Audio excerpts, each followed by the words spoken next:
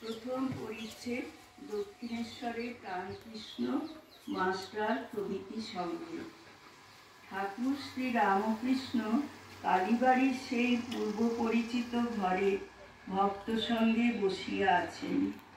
নিশিদিন হরিপ্রেমে মার প্রেমে মাতোয়ারা। মেঝেতে মাদুর পাতা, তিনি সেই মাদুরে আসিয়া বসিয়াছেন। সম্মুখে প্রাণকৃষ্ণ ও মাস্টার। শ্রীযুক্ত রাখালও ঘরে আছেন। হাজরা মহাশয় ঘরের বাহিরে দক্ষিণ পূর্ব বারান্দায় বসিয়া আছেন। শীতকাল, পৌষ মাস।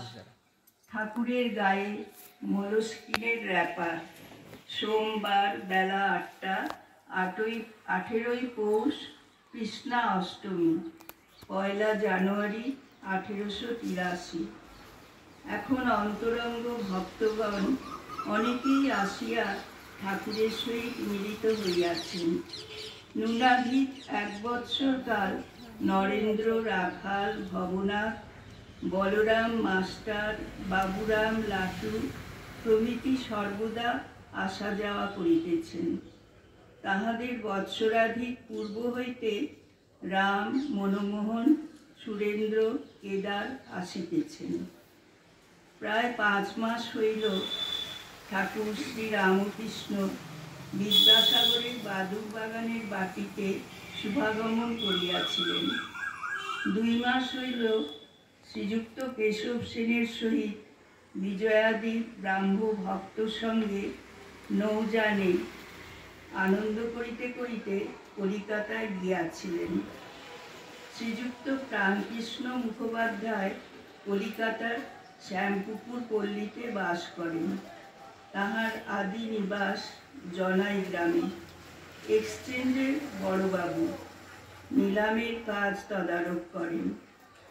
প্রথম পরিবারের সন্তান না হওয়াতে তাহার মত লইয়া দ্বিতীয়বার দ্বার পরিগ্রহণ করিয়াছেন।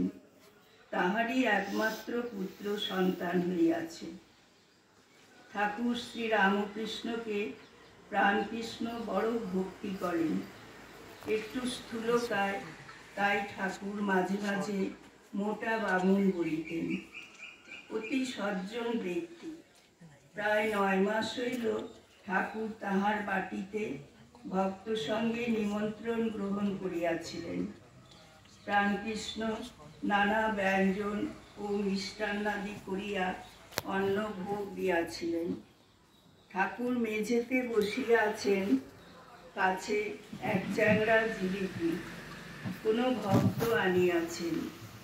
তিনি একটু জিলিপি ভাঙিয়া খাইলেন। শ্রী রামকৃষ্ণ প্রাণকৃষ্ণাদির প্রতি সহাস্যে, দেখছ আমি মায়ের নাম করি বলে এইসব জিনিস খেতে পাচ্ছি। হাস্য। কিন্তু তিনি লাউ কুমড়ো ফল দেন না, তিনি অমৃত ফল দেন। জ্ঞান, প্রেম, বিবেক, বৈরাগ্য। ঘরে একটি 6-7 বছরের ছেলে প্রবেশ করিল। ঠাকুর শ্রী রামকৃষ্ণের বালকাবস্থা। একজন ছেলে যেমন আরেকজন ছেলের কাছ থেকে খাবার লুকিয়ে রাখে, পাছে সে খাইয়া ফেলে, ঠাকুরেরও ঠিক সেই অপূর্ব বালকবৎ অবস্থা হইতেছে। তিনি জিলিপি চ্যাংড়াটি হাত ঢাকা দিয়া লুকাইতেছেন।